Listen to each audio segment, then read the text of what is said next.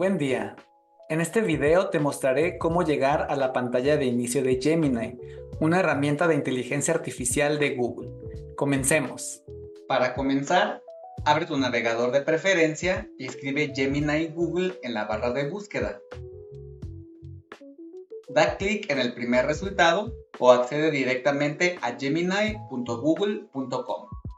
En la página principal, busca el botón que dice Comenzar y haz clic en él.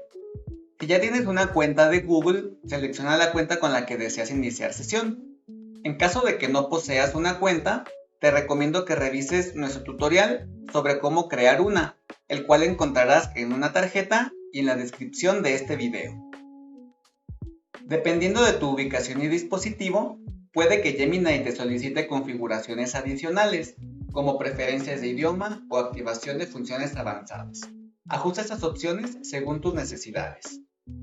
Con esto ya puedes comenzar a explorar y utilizar Gemini para generar contenido, responder preguntas y mucho más. Una opción alterna para que ingreses a Gemini desde Gmail es desde tu bandeja de entrada. En la esquina superior izquierda, al lado de tu foto de perfil, verás un icono de 9 puntos. Ahí encontrarás un submenú con todos los servicios de Google, incluida la herramienta Gemini. Como pudiste ver, es sencillo comenzar con Gemini. Te invito a seguir explorando lo que esta herramienta puede ofrecerte. Nos vemos en el próximo video. Hasta luego.